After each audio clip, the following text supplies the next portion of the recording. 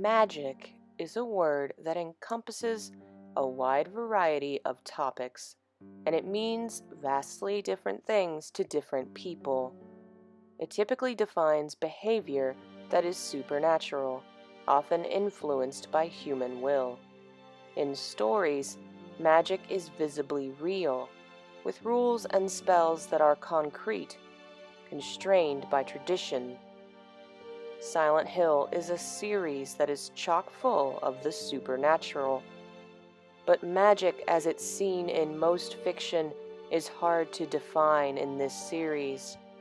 We don't see characters casting spells or waving wands, but we know magic has been performed, that rituals are conducted. What rules and traditions define these spells? What magic books and ancient tomes do the mages of Silent Hill use? In today's Halloween special, we're going to discuss the magic of Silent Hill, the actual spellcasting done by characters in-game, in order to try and define the cult's actions as its own school of magic and what its tools and rules might be.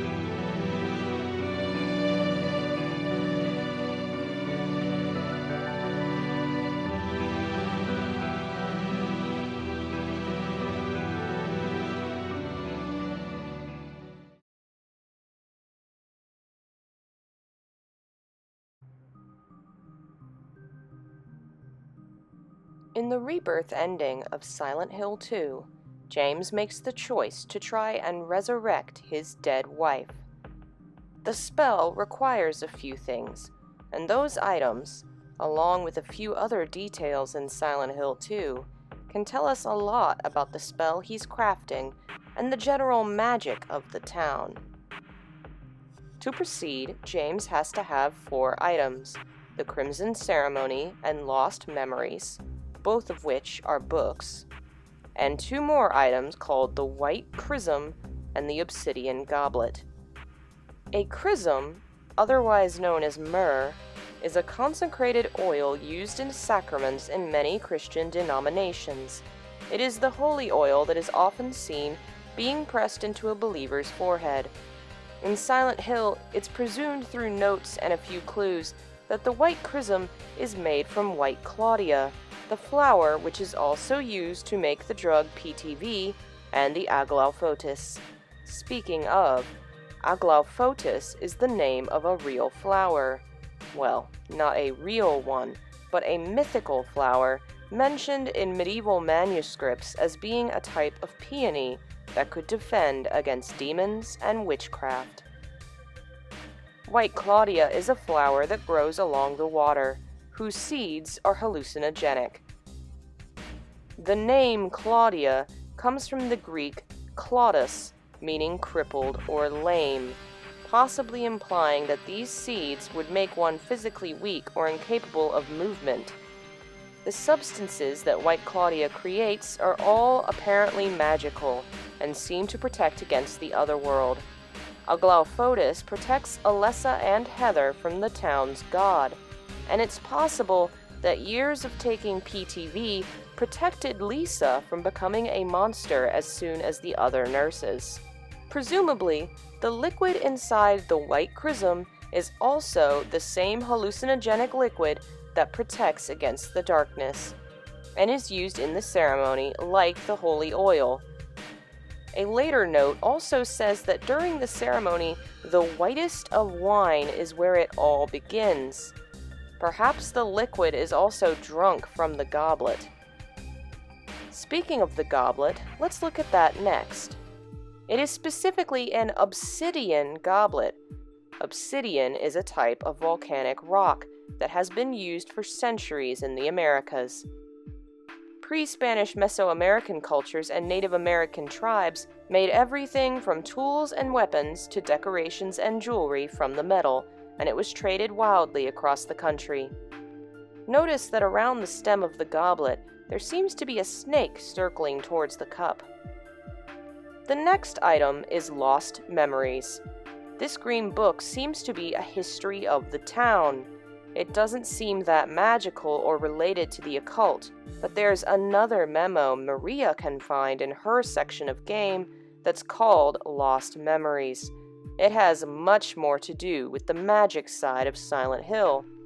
It's possible the book contains the memo inside it and might be named for it. It's likely the memo is what's necessary for the spell because it informs the reader of how to perform it, where it's done, and with what. Specifically, it has to be done upon the hill, either referring to Silent Hill as a town, or maybe to the raised island in the middle of the lake where James goes to perform the ceremony. The beast sings during the ceremony with words of blood in the vessel of night. The performer of the ritual is named Zukilbapa, a name very close to Zukilbara, the red god. It's probably either a misspelling or another name for the same creature. The last item is the Crimson Tome, a long speech which begins with the word speak. The speaker in the book is believed to be Zukilbara given the wording. So the beast sings refers to the spellcaster reading the Crimson Tome aloud. The words of blood may mean that the speaker must drink blood from the goblet before speaking. All this tells us a few possible things about the magic: that the spell requires certain words to be said, that it must be performed in Silent Hill, most likely on the Island of Resurrection, and it requires the power of the god Zukilbara, who I believe is Valtiel. Both are associated with the color red, the power of resurrection, and are called angels by the Order's religion. Let's talk about a few other magical aspects in the second game, namely the prison cells. There are signs of magic activity in Toluca Prison. It's implied the prison was run by or controlled by the cult, who performed rituals there with people on death row. The sect of Valtiel is the one that is most implied to be connected to them, which further reinforces the idea that Zukilbara and Valtiel are connected, since both are heavily associated with the magic in this game. In the prison cells, you can find a lot of occult books and symbols. The books are not read, only named, and while some of the names are vague, a few are somewhat revealing. First is the Angels of Mercy and Favor. The Angels of Mercy are an actual group of angels in Abrahamic faiths. Judaism says the Angels of Mercy are a group who are allowed direct access to God, a small circle that includes Uziel, Ramiel, Rachmiel, Gabriel, Michael, Zadkiel, and Zehanparu. In Islam, the Angels of Mercy ferry human souls to the Tree of Paradise to await rebirth. These are the angels associated with death and direct access to the divine, which might imply the reader was looking for that connection themselves.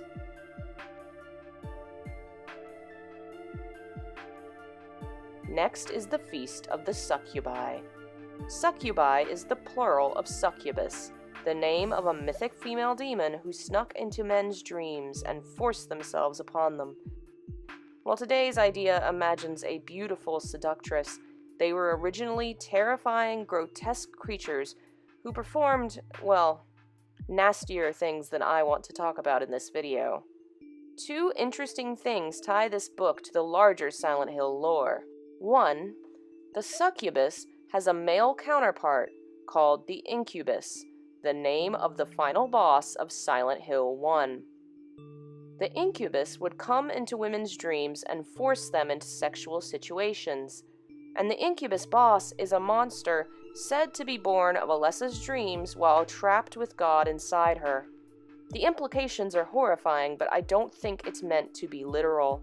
Rather, the entirety of Silent Hill 1 is a metaphor about assault, where Alessa's mother forcibly impregnates her with God. The incubus as a creature is likely named this way to refer to the fact that Alessa has been violated.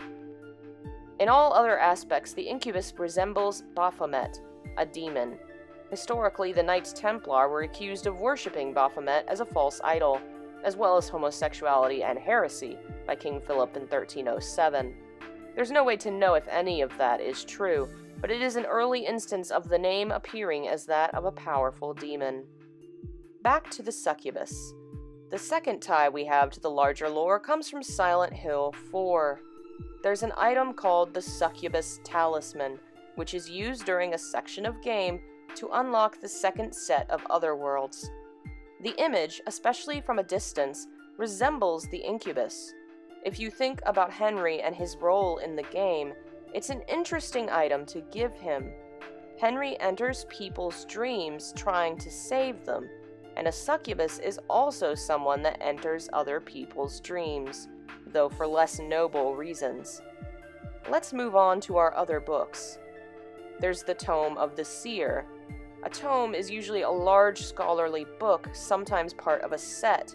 A seer is a soothsayer, someone with powers who can see the future.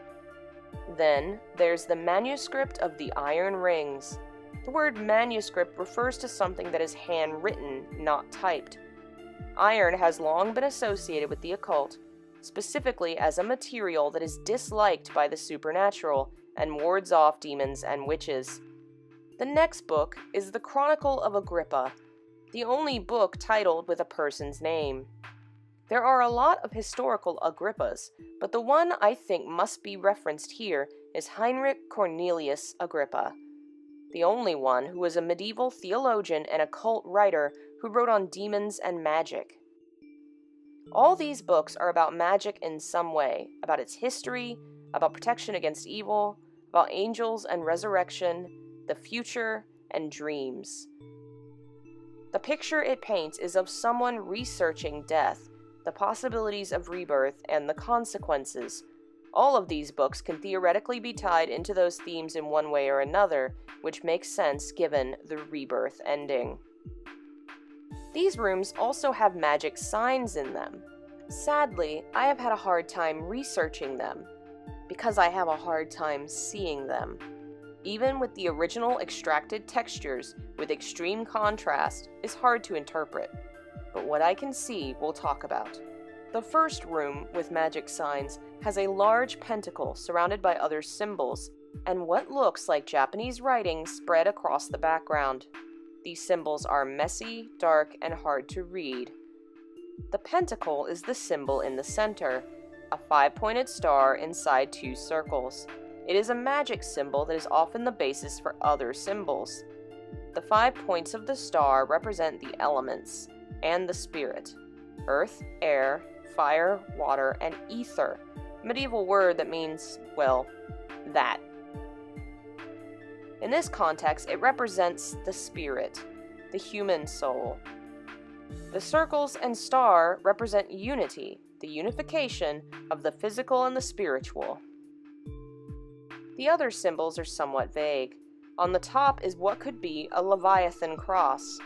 In medieval times, this was the symbol for sulfur in alchemy. On the top right is what possibly looks like an upside-down labarum. It was an early Christian symbol which appeared to Constantine in a dream. On the top left is what might be the reversed chemistry sign for rubber. Below that is a really wonky symbol that has some things in common with the alchemical sign for limestone. The bottom left has what might be the crucible, which represented the melting pot in ye olde chemistry. On the right side is a 3 shape that might resemble an alchemical sign that means process in wind furnace. A wind furnace was what it sounds like, a furnace that was powered by a windmill. It's hard to say what all this is supposed to mean. There's a lot of possible alchemy here that might imply its instructions in how to make something. but so much of it is impossible to read or see, so it's guesswork at best. There's another symbol on a wall that's hard to guess at too. One definite thing it has present is the Star of Lakshmi, the symbol that is on the four corners of the image. It's a Hindu symbol for the goddess Lakshmi, who represents wealth and abundance, and is very important in multiple sects and faiths of the East, including Hinduism and Jainism. She presides over 8 forms of wealth, and those 8 forms are represented by the 8 points of the star. There are other signs that are possibly here. The small circles with circles within them look like the chemical sign for lime, while the entire circular symbol has some things in common with the alchemical symbol for saffron, but on the whole, I had trouble seeing and interpreting these images. The magic in Silent Hill is certainly unique, but none is weirder or less comprehensible than the 21 sacraments. The sacraments are a series of complex murders and magic that are supposed to allow Walter to reunite with his mother. It begins with Walter being trained to perform the spell by members of the cult, specifically George Roston. And it is said he allowed Voltiel into Walter's mind to permit the sacraments to take place. Much like the rebirth ritual, it seems Voltiel's power is required for the spell. But besides that, there's little that defines the spell or its requirements. Walter's murders are all over the place. They're random, they're planned, they're performed with axes and screwdrivers and suffocation. Serial killers typically have a type of target they go after, a method or methods of killing. Walter has a number system, and that is it. Nothing else is repeated. It would be nearly impossible for anyone to connect these killings without the numbers. They're all done to people of vastly different backgrounds who are killed in different ways, some of whom are connected to Walter, some who are complete strangers. There's also some timeline hiccups in the story. Let's examine these deaths, what they do and don't have in common, and how they possibly could have happened in one timeline. Walter is indoctrinated into the spell and has Voltiel forced into his head. In some way, this is the final straw. Beforehand, he was never violent, but here he snaps, having suffered abuse for so long, or he is some way coerced or changed by Voltiel's magic. Either way, he quickly becomes a murderer. How long there is between Voltiel entering his mind and the sacraments, we don't know. The last we know of him is he was studying at university at 19. 5 years pass before the timeline picks up again. At 24, he begins the killings. Presumably, he returned to the town in that time, having nowhere else to go, or was dragged back. His first kill is planned. Jimmy Stone is shot in the back of the head, execution style, with a gun, which screams premeditated murder. He wanted to kill Jimmy, presumably because on some level, he hates the people who were behind all the suffering of his life. Whether he consciously disapproved of the cult or the people involved is unlikely, but on some level, he must have felt a deep hatred towards these people. The next 2 victims happen back to back. It's 2 teenagers Walter wouldn't have had any knowledge of. He strangles them, a weapon he would always have on hand, and it's a very personal method of killing. These teens seek him out, wanting to learn more about the cult out of morbid curiosity, something I think Walter would find insulting and infuriating given his past. I think he snapped and killed these random children out of anger. Next is Steve Garland, someone from Walter's past. As a child, he was traumatized by him. This is premeditated murder too. He brings a submachine gun to the pet store where Steve worked, and shoots the man down, killing all his animals as revenge for his past. It is likely that Walter's anger at Steve's treatment of him is misdirection, expressing his anger and pain from his entire life at a person he can actually punish. After killing Steve, Walter returns to the sports store across the way, where he was working part-time. He likely committed the crime during his shift. He tells his boss about the murder as if he'd heard about it from someone, but he uses details that are too revealing. Rick realizes what he's done, and Walter kills him, bludgeoning him with a golf club, another unplanned and unprepared murder. This is where the deaths would have to happen on the same day to make sense of the supposed timeline. Walter, perhaps unsettled from murdering his boss and possible friend, goes home to the Wish House. There he finds George Roston, who he beats to death. It's entirely likely this death happened out of luck, that Walter came upon George while he was there. At this point, he's on a roll, riding a murder high. On his way from the Wish House to his next location, he comes upon Miriam and Billy Locane outside their house, playing near the street. Seeing such innocence and carefree childhood may have triggered something in the man who had no childhood himself. He kills Billy with a single blow of his axe. Miriam is slowly dismembered. This happens mere feet from the children's parents. How they went without hearing it is hard to imagine. Walter leaves to go after his next victim, William Gregory, the watchmaker.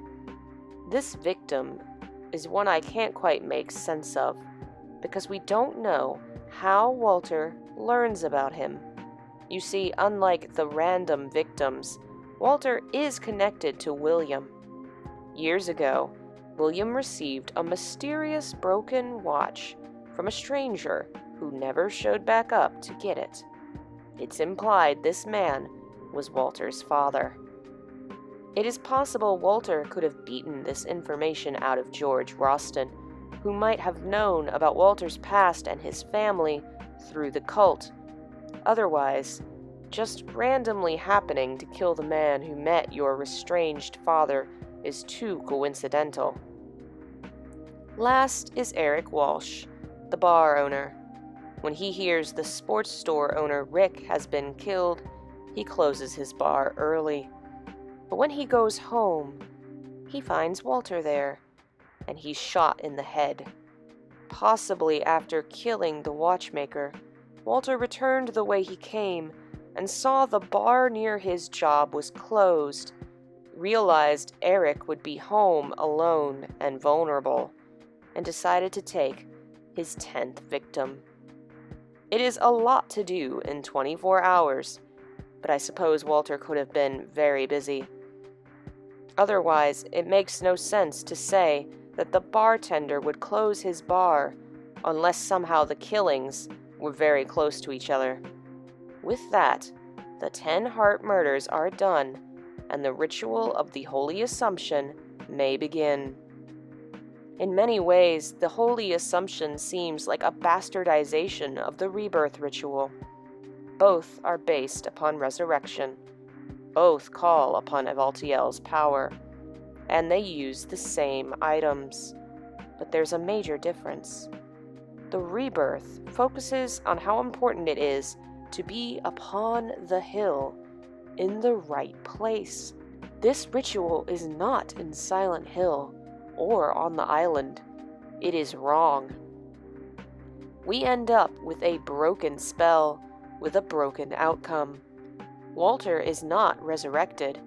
He dies and returns as a powerful ghost. But the rebirth magic from the second game implies the person will physically return. Walter does not. But after his death, the murders continue. 10 are behind us, and there's 10 more to go. Peter Walls, a young man who smoked marijuana, was beaten to death after he claimed to see God. It's possible the God he saw was a ghostly Walter Sullivan, who out of anger at the man's claim, beats him to death. The boy also bought drugs from the cult, a connection that might have drawn Walter's eye. Next is Sharon, another person connected to the cult. Her entire family were members who attempted to make her join, but she never did. She goes to Silent Hill looking for them and finds their graves. It is at that precise moment that Walter appears and drowns her into Luca Lake. This is another murder I find somewhat odd. It requires very precise timing and makes you wonder if Walter was following her and if he waited for the precise moment she would be most heartbroken to kill her. Toby Archbold is next, one of the more interesting victims.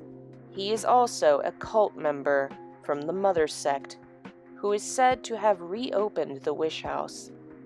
He dies in Mexico, pushed off a cliff to his death. It's possible that after 2 members of the cult were found murdered, Archibald realized Walter was picking them off and made an attempt to run. But once Walter was a ghost, there was nowhere to run to. This was a planned killing. Once again, Walter chased a cult member down, even outside the country, to ensure his death. Joseph Schreiber is the next victim, but we don't know how or when he died. It's possible he simply wasted away in the locked apartment and became part of Walter's other worlds as darkness took over 302. Then we have all the characters from Silent Hill 4. Cynthia is targeted because of Walter's past with her, and he angrily cuts her to pieces. Another person who is targeted for mild rudeness, misdirected anger that stems from his horrific life. Then there's Jasper, the man who escaped when his friends died, who seems to have been driven mad by it, desperate to meet the same fate, perhaps out of guilt or a desire to see his friends again. Andrew DeSalvo is then drowned. Then Richard is electrocuted. Both are punished for their cruelty towards Walter. Eileen comes next. He remembers Eileen for being kind to him, yet he cuts her apart in a painful and violent way. What we can take away from all this is that the 21 sacraments are total bullshit. Dahlia tells Walter the sacraments can bring his mother back. Then, the order members teach him how to perform it. It feels very fishy, like a trap. I believe the sacraments were created by her, that they aren't meant to resurrect anyone, and that the Holy Assumption is a twisted version of the rebirth spell meant to turn Walter into someone like Alessa, someone with the power to influence the world around him. The whole thing spreads the other world. In the bad ending, we learn that others in the apartments have died, implying the darkness has spread. Dahlia's goal seems to have been to use Walter to spread the cult's influence and the power of the other world. The spell has no rhyme or reason, no step-by-step pattern, no tasks to complete, just murder, and not in any specific way or manner or any specific people. Anyone will do. These deaths are painful, and they spread sorrow and influence the other world. It's important to remember that his body is still there. He's hung on a cross, which he couldn't have done himself. In Silent Hill 2, there's an article about Walter being arrested. It's presumably someone else. What I think happened is this. Walter used his powers to control another person to use in the ritual. He would have needed someone to nail him to the cross, someone to seal up the wall so his body wouldn't be found. An important part of the ritual seems to be keeping his body there. It doesn't seem to deteriorate. He's been dead for years, but his body has only grayed, not decomposed, and no one has complained of any smell. The spell itself involves a lot of the same things as the rebirth ending. The white chrism to anoint Walter, the obsidian goblet to drink the chrism. Instead of drinking the blood from his victims, he is connected to the hearts by IVs. Then he's hung on the cross like a religious martyr, and bleeds out or dies of starvation or dehydration. After that, there's no more ritual. He just kills people. There's no final performance or spell. I think ultimately he's been used to create more pain and power the other world. I think he realizes it by the end. The 21 Sacraments ending shows him standing in the apartment in a position that hardly looks victorious.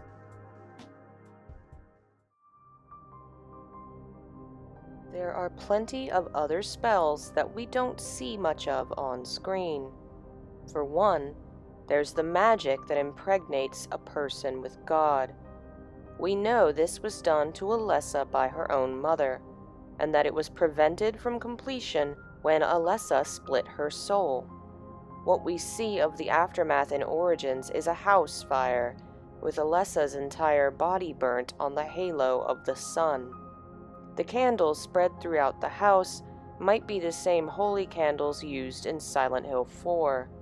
The halo is, of course, the save point of the series, an important symbol I've discussed before. In brief, we know it contains runes that read the names of Alessa and her mother, and demonic creatures as well. It has alchemical and chemical symbols, an eye that might be the all-seeing eye or a ward against evil. Now, we also know that the 3 symbols on the left, right, and bottom are related to demonology, thanks to one intrepid viewer who sent me this, a manuscript with the bottom symbol written on it. If you sent me this, please contact me so I can credit you in this video. I've yet to locate and define all these symbols, but we can surmise that the unknowns are sigils that represent various demons. It seems that the halo calls upon magical beings and connects them to Alessa and Dahlia, and uses Alessa's body in a chemical and alchemical transformation that creates God. The fire is symbolic. Fire is a symbol of transformation and rebirth, of destruction and reconstruction, and it also represents how truly painful and damaging the spell is to her. We should also discuss the save point as it is used in-game. It isn't ignored as a mechanic, it's commented on by multiple characters. Whether it's the halo or a red square, the power of the town seems to be saving the characters, reaching into their mind, in Heather's words. These red symbols are telepathic and powerful, perhaps a connection to the town that, when invoked by a person's presence, creates a bond that later can resurrect them. It's easy to say that any in-game deaths could be canonical, and that people who die in town are simply resurrected to continue their journey. This literally happens to Heather, who is dragged off by Volteal, the angel whose power is rebirth. So what have we learned about Silent Hill's magic? It is very focused on ritual and sacrifice. While we see Alessa flinging some of her power about, that seems to be defined as telepathy and psychic ability rather than magic.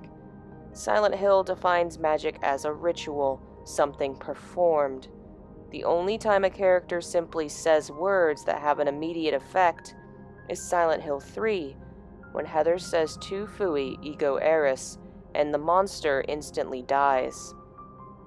The books of magic which contain the cult's spells seem to be Lost Memories, Crimson Ceremony, 21 Sacraments, and the Crimson Tome.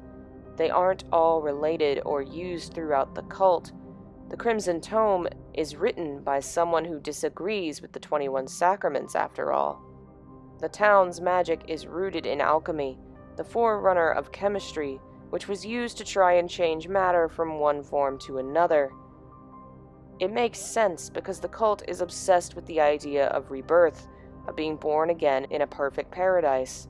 They want to transform the world and themselves into something new, so why not use alchemy, which is entirely focused on transformation? There are also aspects of chemistry which may tie into the magic. We see Heather performing a lot of scientific reactions to move forward, which act like magic rituals, perhaps implying there's some real-world logic that's used in the town's spells. The spells we see are focused upon death and rebirth, and all of them require at least blood, if not a life. The impregnation spell requires the mother to die, as we see at the end of Silent Hill 3, and the 21 Sacraments requires many lives. Blood is mentioned in the rebirth ending, but presumably James doesn't kill himself to perform it. In the larger lore, we learn about a lot of convenient and supposedly natural or accidental deaths that happen in Silent Hill. The cult is likely behind them, which may mean they also have a lot of magic that is focused upon killing others. The prison was apparently controlled by them and used in rituals. Either the deaths themselves were used to power spells, or perhaps the cult resurrected these dead for one reason or another. White Claudia is rooted in the magic of the town. Many practices have important flowers and herbs, and historically, many cultures have used drugs during religious ceremonies. Whether it's Aglaophotis or White Chrism, this hallucinogen is involved in a lot of the town's power. Silent Hill is said to be a special place. Perhaps the plant that grows here absorbs its power and augments it in people. It's unknown whether only some people can use magic or not. We know that people like Alessa, Claudia, and Walter are special, with special powers, but that power is defined as two things: magic and psychic ability. Where the line is drawn is vague, but presumably anyone can perform magic rituals. James doesn't seem special after all, but psychic abilities are unique to some and may augment magic. While magic is prevalent throughout Silent Hill, like much of its other lore, the games don't reveal too much about it. What we know is divined through guesswork and inferences, but the possibilities reveal interesting things about the cult and the town that is the source of their power. Tonight, this most magic and haunting of nights, I hope you have enjoyed this video and that you will further enjoy your holiday. Happy Halloween!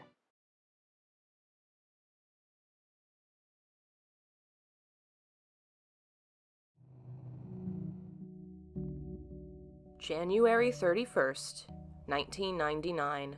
The first game in the Silent Hill series made its debut in the United States, forever changing the world of horror and video games. Even today, that terrifying masterpiece stands up to the tests of time, delivering dark, upsetting experiences to new players. It does so not with in-your-face jump scares or loud, upsetting screams. It doesn't throw gore at you constantly or bombard you with lights and sound. It's quite the opposite. This is a game which values the quiet and understands just how frightening it can be. Silence invites questions, invites the mind to invent things it may or may not have heard, invites players to imagine what could possibly be waiting to eventually break that silence. The visual world is still and quiet too. The game starts covered in dense fog that seems endless, inviting the player into a world that is deceptively soothing, quiet, and visually monotone. Yet so quickly the scene shifts into something violent, grotesque, and upsetting, and possibly completely unreal. We are thrown off, surprised, our understanding of this world unbalanced. Which is the real Silent Hill? This deceptively quiet place, or that place of nightmares and tears? The answer the player will discover is both, and the lines between them will only blur the further they go into town. Silent Hill is a story of abuse, of a young girl's horrific childhood. But we don't meet this girl for most of the game. We don't speak to her. We don't hear her story. We learn in silence. Reading notes left behind, reading between the lines of other characters' dialogue. What's important is not what is seen or heard, but the absence, the silence. What is missing? Multiple puzzles in the game reference popular children's stories about young girls entering into magical other worlds and having grand adventures. There's the keys to Eclipse, named for the supporting cast of The Wizard of Oz. There's the plate puzzle in the hospital, named for the supporting cast of Alice in Wonderland. Notice what is missing in both cases: Dorothy and Alice. These little girls have been taken, lost to the shadows of Silent Hill. It's meant to remind us of the original lost girl in this town, Alessa. Her pain and suffering went unnoticed and unheard. Now the town has gone quiet and brought the focus onto those who for so long have gone unnoticed. In Midwich Elementary, there's a puzzle involving a poem and a piano and hitting the right notes. These notes aren't the ones that make sound. They are the silent voices, the keys that make no sound at all. The game highlights the unheard, the voiceless, which is why the player is able to find notes and memos that discuss Alessa's life and abuse, because now her voice is finally being heard. The fog is part of that spell, hiding the unimportant, the unnecessary, so that Harry will be forced to focus on what matters, the sight of his little girl in the distance. Unlike other adults in this game, Harry will hear Alessa, and for once, she will be seen. The fog also hints at the fact that things here are not what they seem, that the player and Harry need to try and see through the fog to what's real. The dream aspect of the story highlights this too. Multiple times, Harry passes out and awakens again somewhere else. He wonders if he's dreaming. Other characters like Lisa question his reality and make him wonder which part is real and what's actually happening to him. The player thus begins to question everything they see, wondering what's the truth. This is a hint that something is wrong with the story, but it's not the dreams or the fog that we should be wary of. All the characters we meet are hiding something, keeping secrets, telling lies, forgetting the truth. We should be wary of everything, including the people we meet, and the town tells us that right away, by making us question what is real. The game uses motifs and ideas from various mythologies and folklore to great effect, even things we wouldn't really connect with the supernatural. Take the radio, one of the most famous staples of the series. When monsters come close to the player, the character hears static on the radio. In other games, it even plays the voice of a deceased person through the static. Anyone that's ever watched a ghost hunting show will connect this concept to the idea of a spirit box. The idea that radios or electronic static of some kind could be used to communicate with the other side has likely existed since the technology was born, and here in Silent Hill, the radio can quite literally sense the presence of supernatural beings. These beings, however, aren't your normal monsters. Many of them are humanoid. In the hospital, the player fights doctors and nurses. In the school, they fight tiny figures that look like deformed humans. Other monsters can possibly represent fears Alessa has, like the dogs. The monsters in this town are human, because in the end, this is the story of abuse that went unpunished, of children that bullied and got away with it, of doctors that abused their position, of suffering that went unheard, and now Silent Hill is finally punishing those that went unpunished. It is showing the world the truth, that the real monsters are the people who hear the silent voices and ignore them. There's an interesting aspect of the story in this game that never really returns to the series: the parasite, which is possessing the doctors and nurses, and at one point possesses Sybil, and can possibly lead to her death. The parasites are almost exclusively in the hospital, a place where Alessa was imprisoned and tormented for years. These employees may not have known, but clearly Silent Hill sees them as in part responsible. Now they are deformed and grotesque, and have lost control of their own bodies, just like Alessa, burnt and paralyzed in her bed, unable to stop her mother and Dr. Kaufman.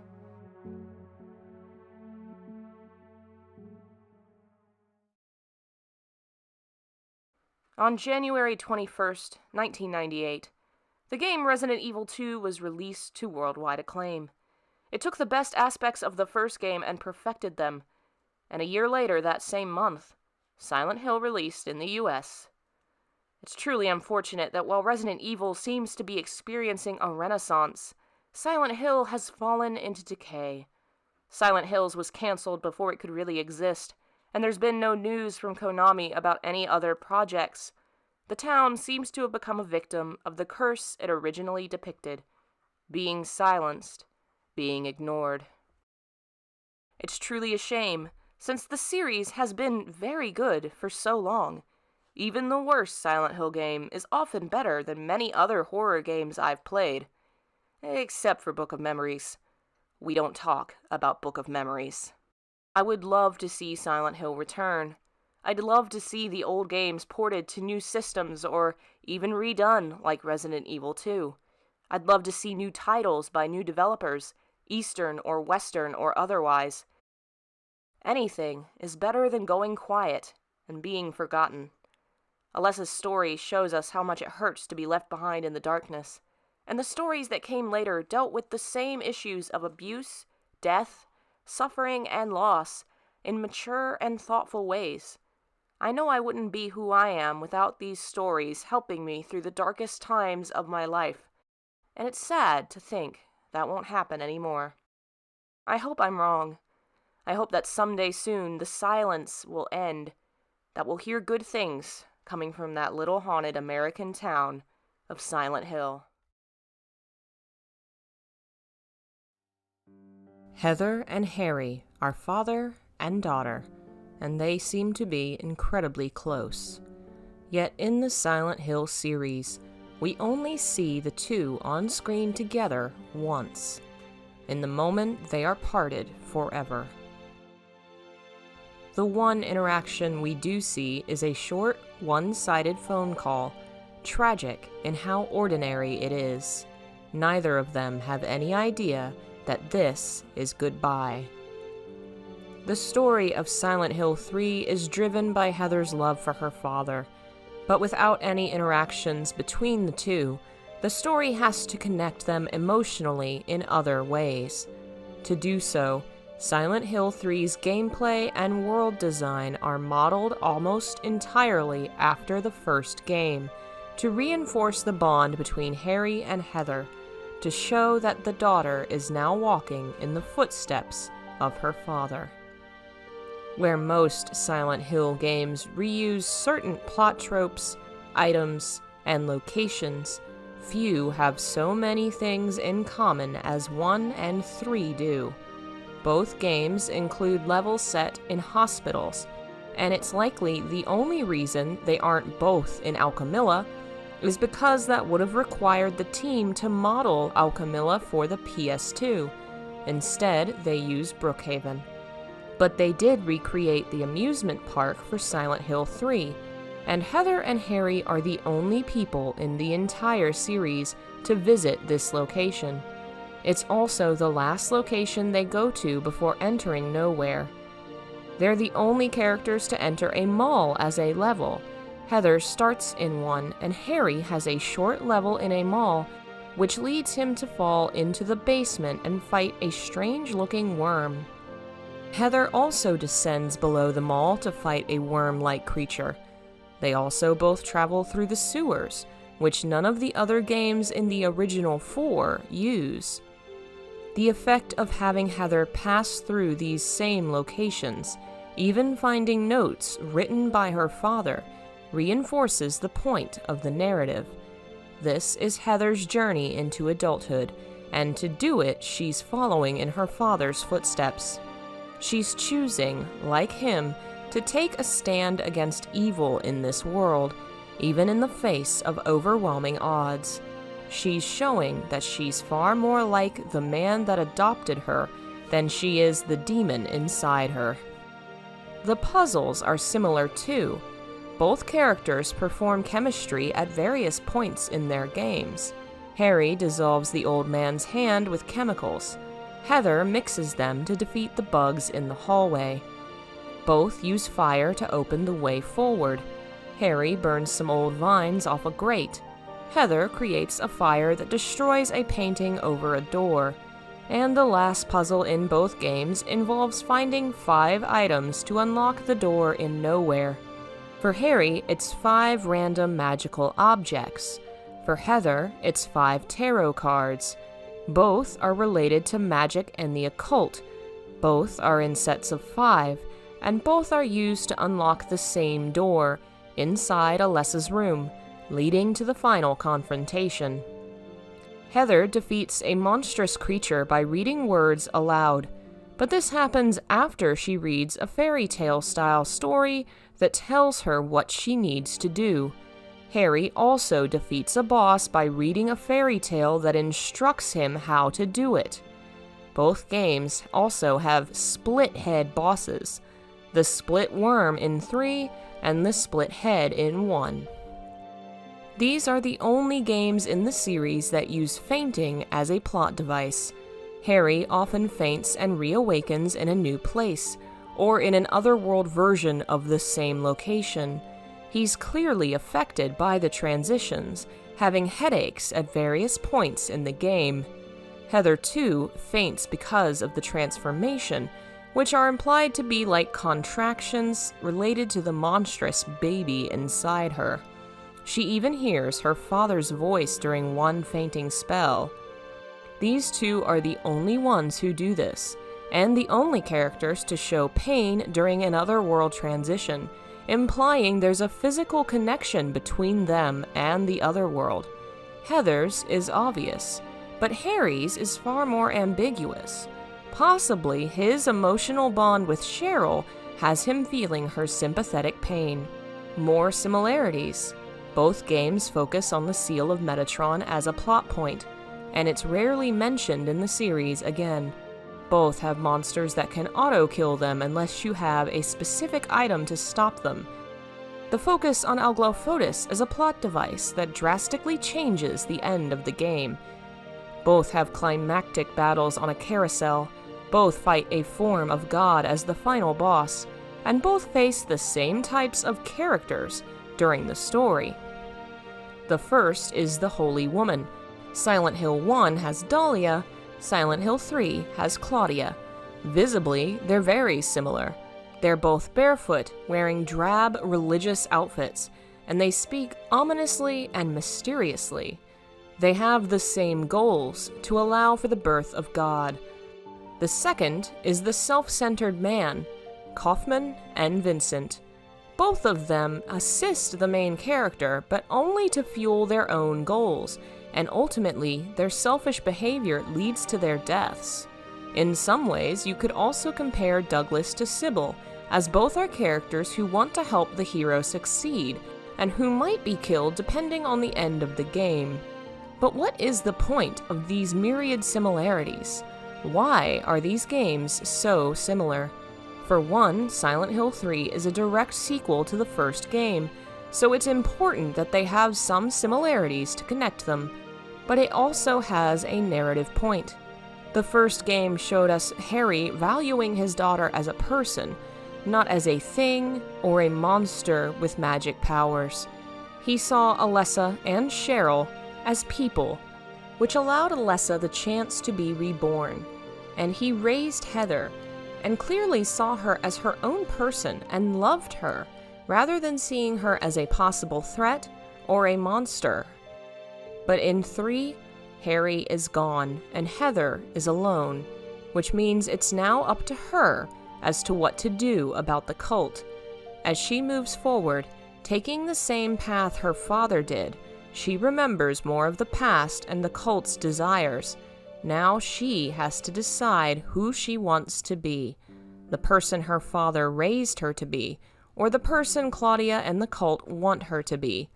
The connections between the 2 games help to reaffirm what the plot is telling us. Heather chooses Harry. She is his child. She chooses to follow his path, to recognize suffering as a normal part of life, rather than killing everyone to create a false paradise.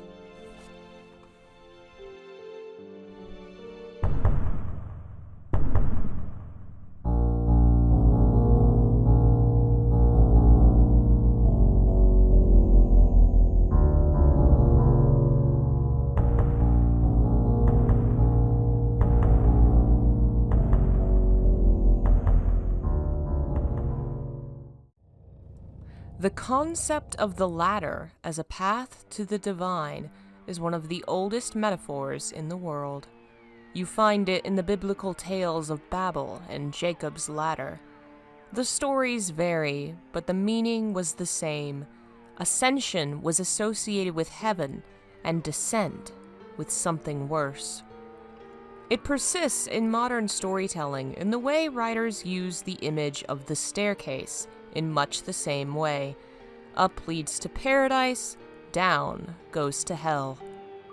It appears in mythology, mystic traditions, even cartoons. It's a universal idea. In Silent Hill 4, the spiral staircase is quite literally at the heart of the story. Halfway through the game's events, Henry unlocks a door leading into a mysterious otherworldly realm, consisting only of a long staircase connecting the various worlds he's already been to. It's dark, surreal, and violent, covered in blood and mist. The only way forward is down, and as we've discussed, paths downward in fiction rarely lead to something good. As in Dante's Divine Comedy, it is the deep and savage way. The spiral shape of the stair implies something as well. It amplifies the feeling of descent, as if we are moving towards something, some inevitable end that cannot be escaped. That end is the real 302 at the bottom of the stairs, the heart of Walter's mental world, the path that leads to his real self. The long spiraling staircase into hell is also symbolic of the descent into Walter's mind, into his life and his memories, which is very much a kind of hell. It is not a dangerous place. Henry and Eileen are never attacked here, unlike most other places, and while many other locations in the dream realms are strange, even impossible, few of them are as fantastical as the staircase. It stretches into an endless darkness, attached to broken rooms and walls, floating bodies and mannequins, covered in blood and handprints in the dirt. It is a liminal space, a purgatory the protagonist must pass through to find the way out. Along the walls, the player can find rooms floating in the air, isolated, broken off from the world, as Room 302 has been. The isolation of the room reflects the isolation of the player character and his enemy. Both Walter and Henry have been cut off from society and have suffered from that isolation, and nothing better represents that than these empty rooms floating in darkness, covered in blood. Some of the rooms aren't empty.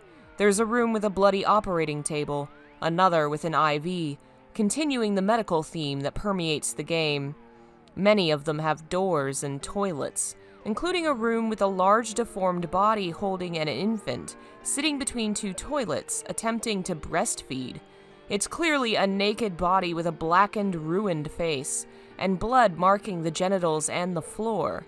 It could certainly be seen as an interpretation of birth, perhaps Walter's first moments in the world with a mother he cannot remember.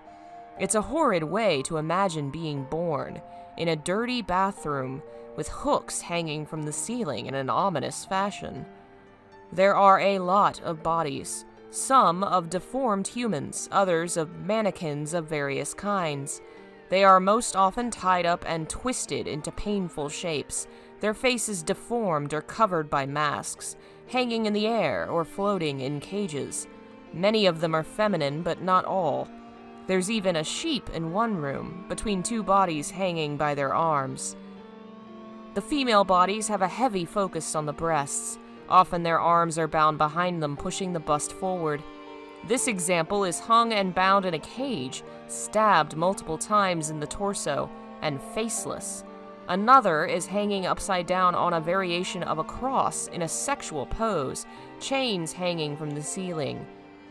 You can find scissors in these scenes as well, sometimes stuck into the victims' bodies, and eyes everywhere, in pictures on the walls, and scrawled in messy graffiti along the staircase.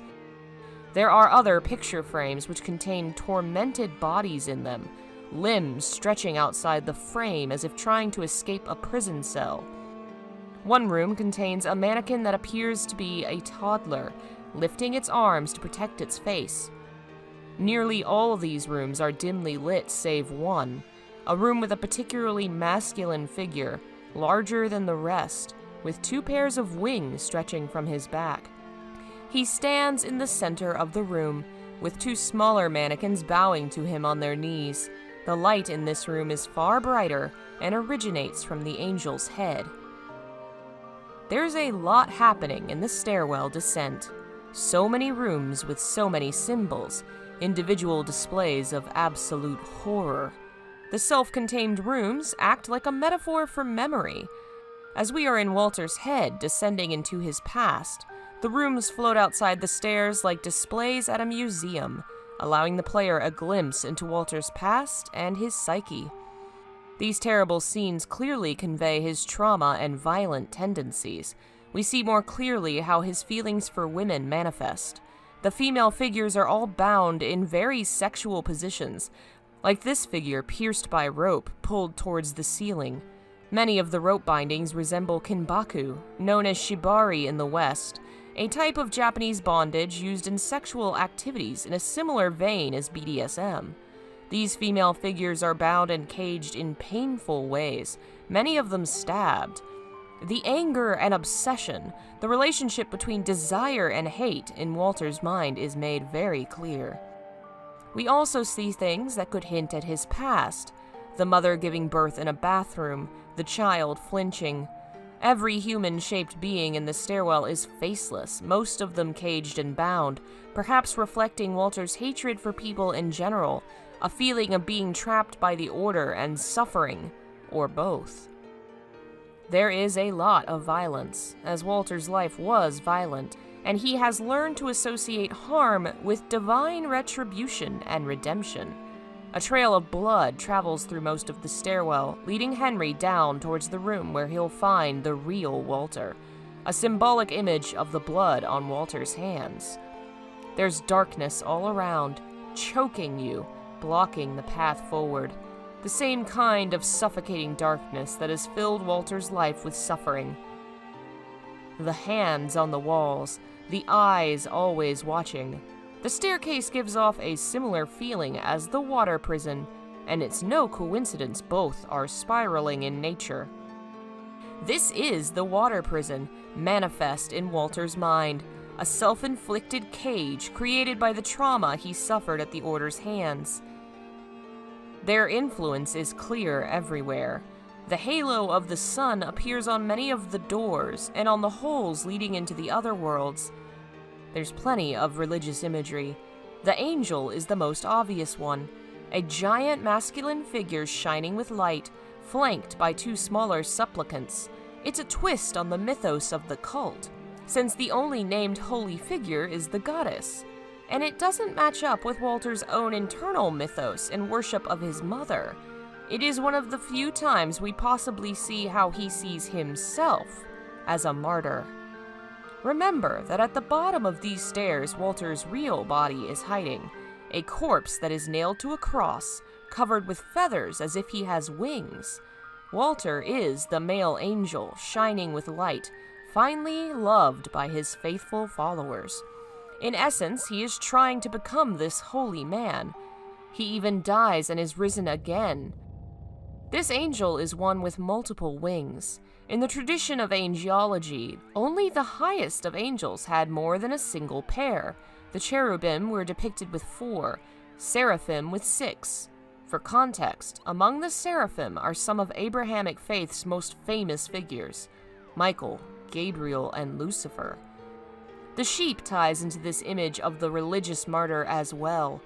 The animal is surrounded by tormented bodies, as well as what looks like pieces of human flesh wrapped in cloth.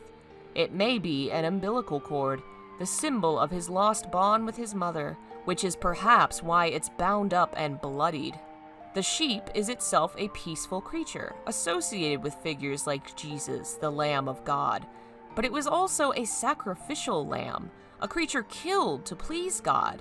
It is both a representation of a holy figure and something sacrificed in a bloody ritual to serve that same God. The sheep is Walter, both the god and the sacrifice. Something interesting to note is the clear influence of Masahiro Ito on the game's design, despite the fact he left the team after Silent Hill 3. Yet it's unmistakable.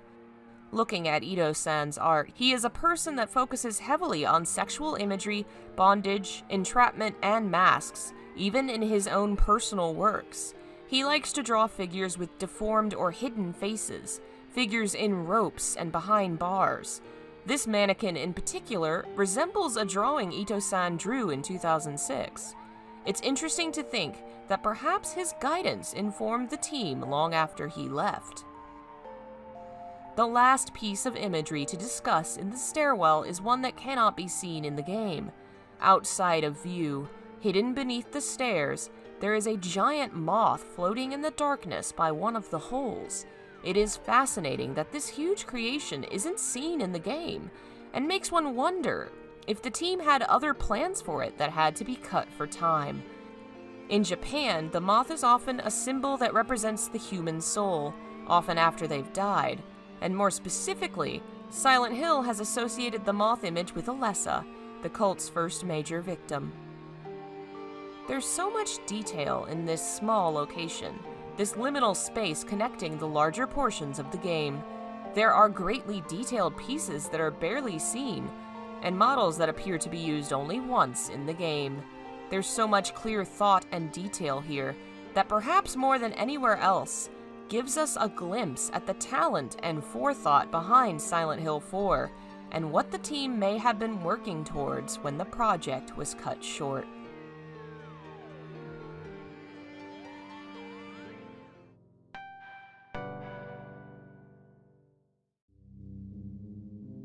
A silhouette vanishing into the fog. That is the last we see of Cheryl Mason in Silent Hill. While we will see pictures of her, recordings of her, hear her voice, never again will we be this close to the protagonist's daughter. And the tragedy of the story, that this is the last time they will ever meet, is only revealed once the game has been finished. Cheryl Mason, regardless of the player's actions, is gone. Silent Hill is the story of loss, of the loss of a child, and Cheryl is the child we are mourning and searching for. She represents innocence, purity, and the pain of loss. Her name embodies this, not only because the name Cheryl is likely a derivative of the French chérie, meaning beloved, but because she is named for an actress who plays a character with an incredibly similar role. Cheryl Lee is the young woman who played Laura Palmer in Twin Peaks, directed by David Lynch, who is named throughout early interviews and behind-the-scenes information as a major inspiration to the series. Twin Peaks is the story of Laura's mysterious death and the attempts to solve her murder, and the tragedy of her young life being cut short is what gives the story its pathos. Cheryl plays much the same role in Silent Hill.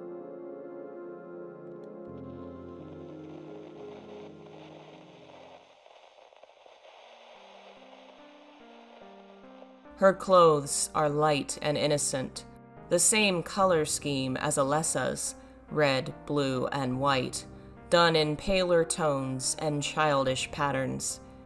She's barefoot, creating a further sense of danger and fear as the poor girl wanders the shadows in her stockings. 2 cats are on the front of her dress, perhaps a reference to her dual identities as Alessa and Cheryl. Cats in Silent Hill represent innocence. They are tied to children more often than not.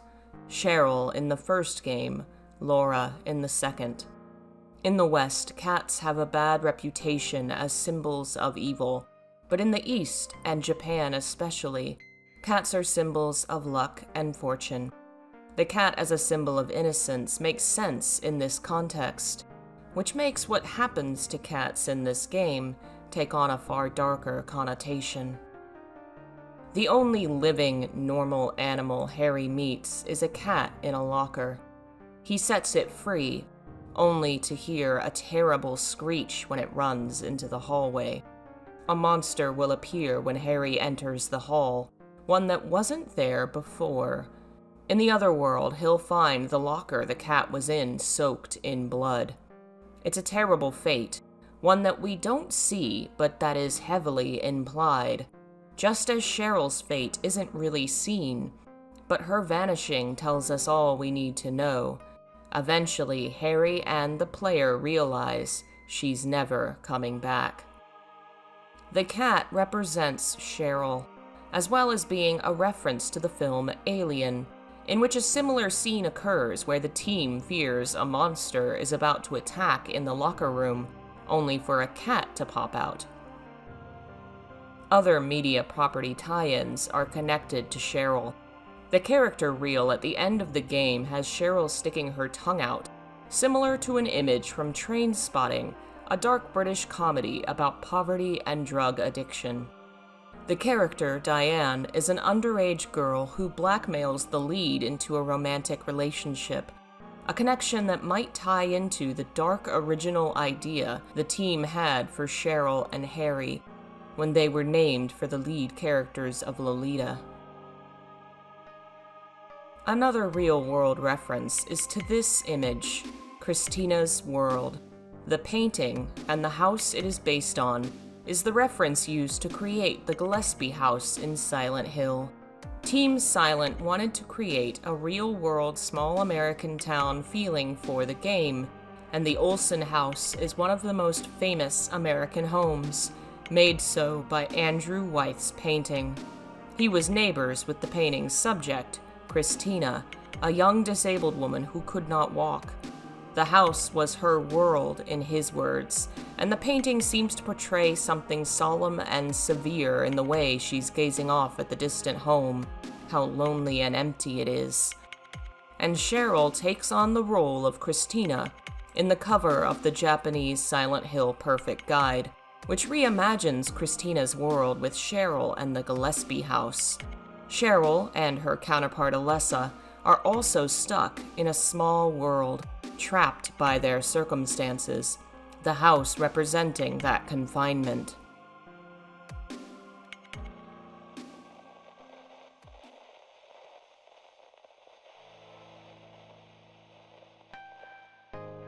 Cheryl may have disappeared, but she is still present in a few scenes of the game. It is her directions which send Harry to the school, a note left by her drawing pad which she was using in the car. Once Harry goes to Midwich, he hears his daughter's voice on a phone, asking where he is, but the call is cut short. Her face, appearing to be contorted in agony, appears on the televisions in the Vestal Gigastore, and Sybil claims to have seen the girl, or perhaps Alessa, on Bachman Street. When we consider the two forces at work in Silent Hill, it seems strange to imagine either Alessa or Dahlia are behind these instances of Cheryl's brief reappearance. Alessa is seen at the school, the lighthouse, and the amusement park, where she is placing the seal of Metatron and attempting to stop the god's birth. When she sees Harry, she leaves, and only faces him when he doggedly follows her in the amusement park. She's not interested in him, or in tormenting him with images of his daughter. Dahlia first appears and summons Harry with the church bell and tells him where to go. Later, she appears on the boat to once again tell him his next destination. She has to appear physically, and doesn't seem capable of teleporting in the same way Alessa is. In fact, she never seems to use any abilities. Presumably, she doesn't have them. It doesn't seem plausible she could manipulate this nightmare world. But what of Cheryl herself? As part of Alessa, she too may have powers. She was connected to her for years, and could hear her voice calling for help, according to supplemental materials. It seems likely that Harry's journey begins with Cheryl as the guiding force, pointing him towards the school as a place where he'd learn more about the truth of the town and the terrible treatment Alessa faced, as well as seeing the girl in the basement. The note and the phone call may both be genuine attempts of Cheryl's to connect with her father. She is reunited and joined with Alessa again at some point in the game, but we don't know exactly when. Still, this doesn't mean she disappeared the moment they were rejoined. In the bad ending of the game, where we see that Alessa is physically in one body, Harry still hears Cheryl's voice saying goodbye. She is still her own person, even united with Alessa, and it seems plausible she was at work in the town. That in fact, the only positive force attempting to help Harry was the very daughter he was trying to save.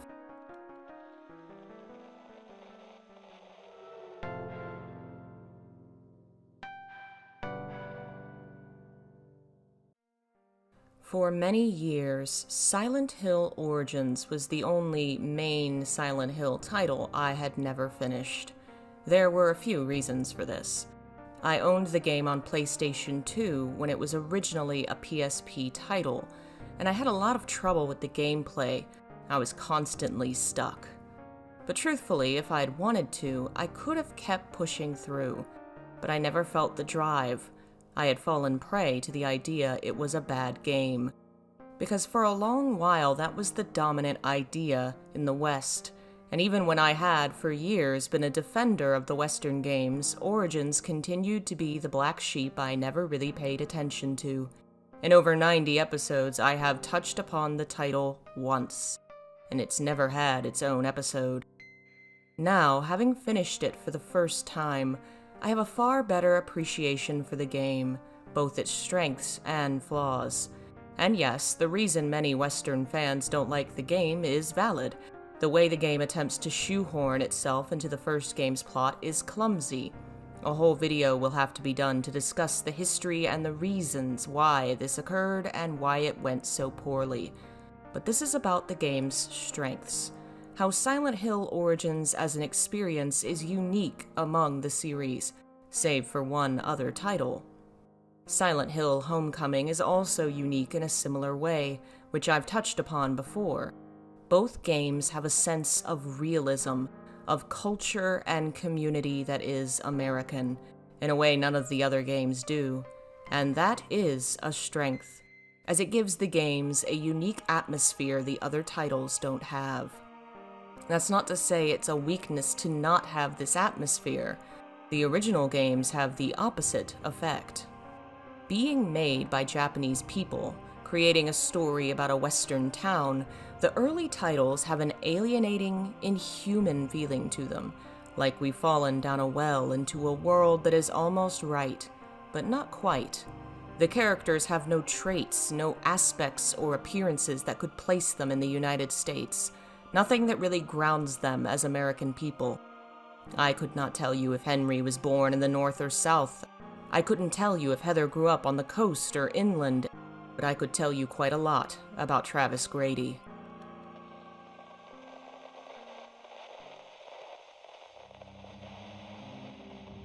Now, it is true Origins was made by a British team and not an American one, but the original concept and Travis's character was developed by an American team who would eventually have to walk away from the project. Not to mention, British cultural history is undeniably closer to the American than it is the Japanese, and we have a lot of history, language, and storytelling styles in common. Westerners created Travis, and as a result, he looks and feels like a person I might meet on the street of my hometown. His dress, his mannerisms, his speech, and even his job place him as a very real person at a crossroads of culture and locations in the United States, which makes the horrors of the town all the more real. Where the older Silent Hill games feel like an alien out-of-body experience, like a vivid and horrifying dream, Origins and Homecoming, for an American like myself, feel like an all-too-close encounter. One of the more obvious examples of what I'm discussing is the shepherd's house in Homecoming. From the layout of the house to the choice of items and decor, this house feels American. This is a home from my town turned into a twisted nightmare. Travis and many of the locations he goes to in the game and much of the dialogue he has feel far more real and visceral for how grounded he is in the American experience.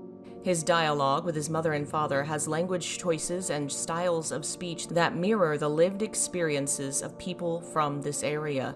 His job, too, places him in a real economic and social place in American society, where characters like Henry and James had little of that history, and felt far more like ghosts hovering between the lines of American life.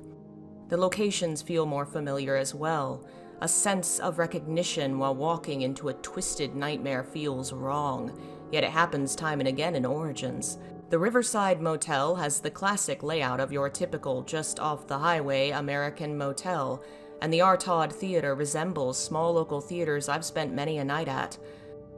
The Japanese games don't entirely feel wrong per se, but they are missing the details and the small touches that you'd only know if you lived there, which make the locations feel ominous.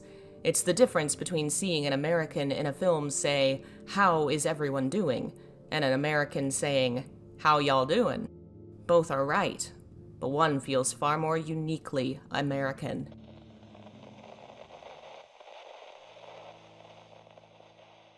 It's eerie to see something familiar, something close to home, turn on you when that familiarity becomes horror at how dark, violent, and awful the place can become. The Japanese games build upon feelings of alienation, loneliness, and feeling adrift from the world. The Western ones build upon a feeling of familiarity that becomes horror and contempt. It's a different and fresh take on Silent Hill when considered in the timeline of releases. 4 Silent Hill titles from Japan had been released, each with dropping sales, and sending the games westward to infuse new life in them wasn't a bad idea. This Americanized Silent Hill hits differently. For me, it feels like looking into your TV screen only to see the monsters meeting your eyes and staring right back at you. And it hits differently for other cultures as well. Where Silent Hill 4, the Japanese game, was a colossal failure in Japan, Origins was well received and well liked by Japanese fans, and Travis is one of the most popular characters there.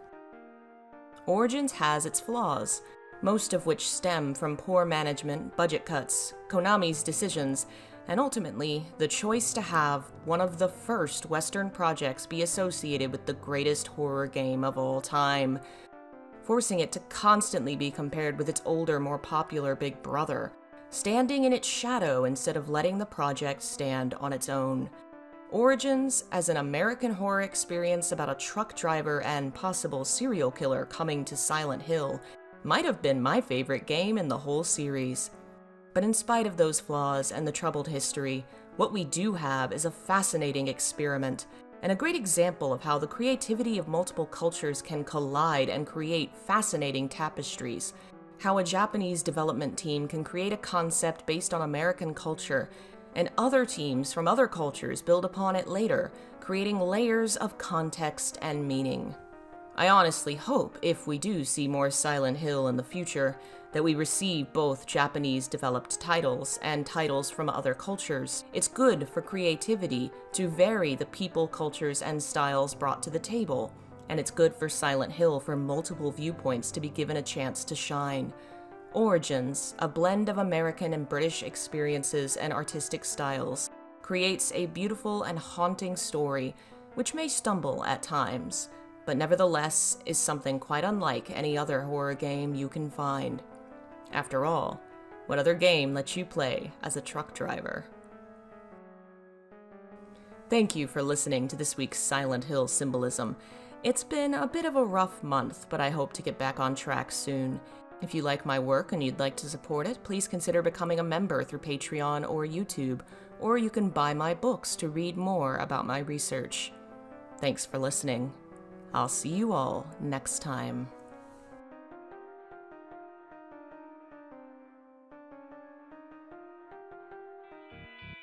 Before Heather can return home to her apartment in Silent Hill 3, she must navigate the maze-like streets of her town, moving from the mall she first encountered the otherworld in, to a subway, an underpass, and a construction site, all of which are merely halfway points between Heather and the next major level. But these transitory places are as important as the major levels of the game in revealing the themes of Silent Hill 3 and the nightmarish power of Silent Hill. Leaving the mall brings Heather to the Hazel Street station. The name refers to a genus of trees and shrubs who produce hazelnuts, as well as the term referring to an eye color. The nut may be a purposeful reference. Not only is hazel, like the name Heather, a reference to a plant that is common in the Western world, but this subway also requires the player to locate and crack a nut, the nut barring the gate to Bergen Street.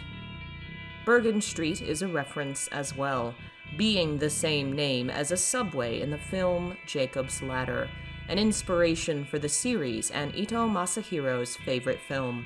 The entire subway location, in fact, is likely inspired by the inclusion of a subway in the film, and the player's actions mirror those of Jacob.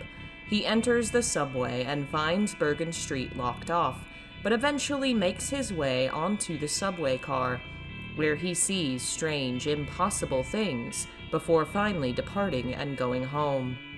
While navigating the subway, there is an optional event that the player can trigger by reading 2 notes. One is an occult magazine, similar to the kind that were popular in Japan for decades, which describes the ghosts which are created from those who take their own lives. These ghosts have lost their human senses and memories, only capable of replaying the moments of their deaths, and can even possess humans, whom they begrudge their lives. It ends with an ominous warning. You should be careful when approaching such locations, if you don't want it to happen to you. The second note is a newspaper describing the apparent suicide of a man in the same subway, who fell onto the tracks and was decapitated by the train heading towards St. Renata College. Renata is the feminine for Renatus, the name of a Catholic saint. He was actually 2 saints, 2 Catholic priests with the same name, whose identities and associated legends became one over time. One of these priests was associated with the tragic death of a young boy. Saint Renatus left home out of guilt and was later convinced to return, and when the saint prayed at the child's grave, the child was reborn, and hence the boy was named René, the French for Renatus, both words meaning born again.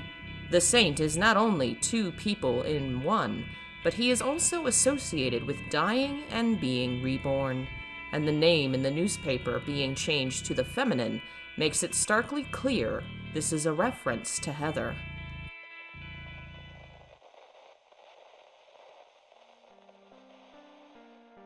Should Heather read both articles, when the player approaches the subway tracks, a cutscene will play presenting them with a vision of Heather from behind, watching as an invisible figure pushes the character onto the tracks.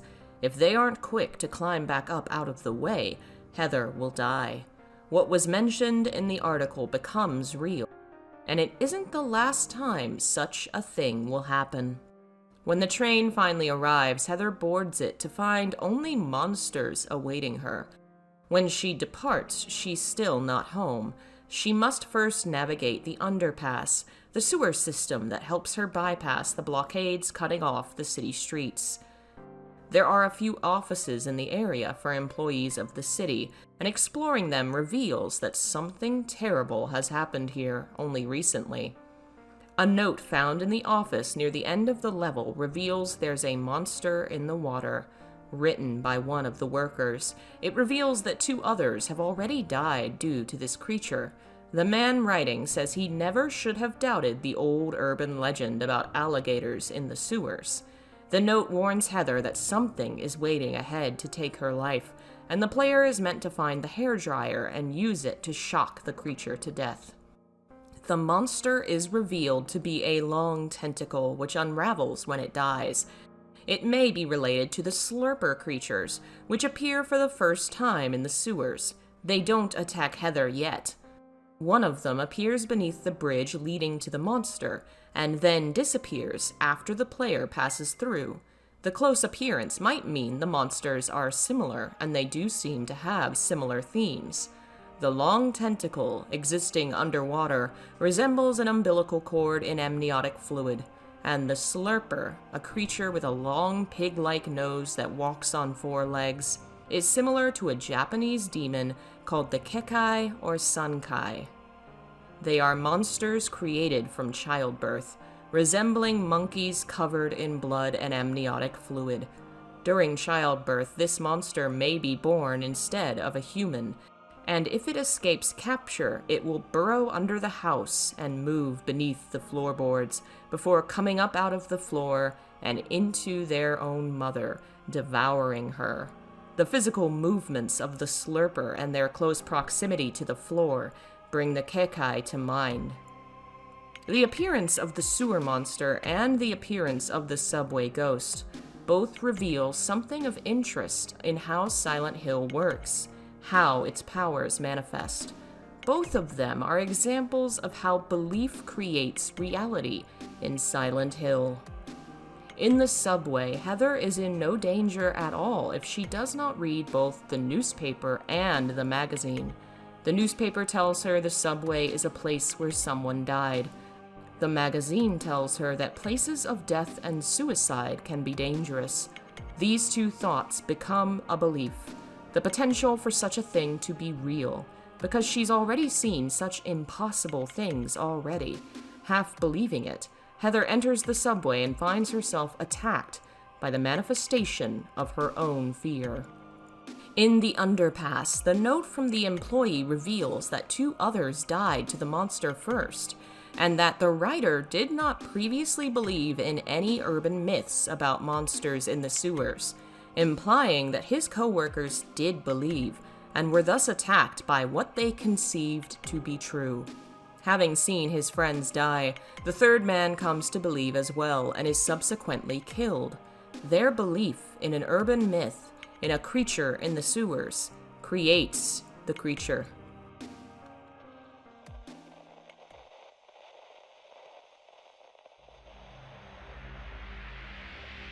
A third possible example of this idea becomes present in a second playthrough. After the creature is dead, Heather can throw her lead pipe in the water to summon the unfortunately named Sewer Fairy, who presents the player with a gold and silver pipe. If the player responds to her questions honestly, they are rewarded with both items.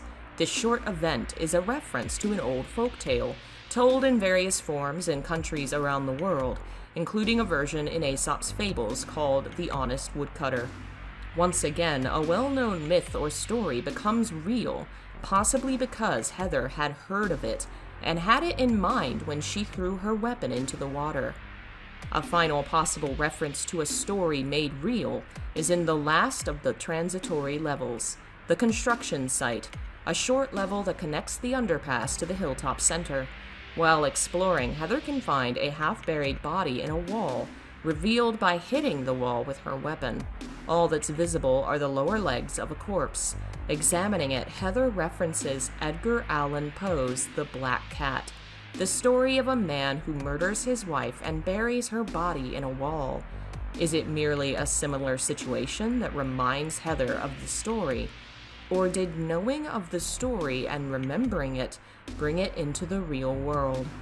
For all that Silent Hill 3 is often maligned for how little of the game is actually in the town, it reveals a lot about how the town's power actually works, and the strange ways that it brings dreams and nightmares into reality.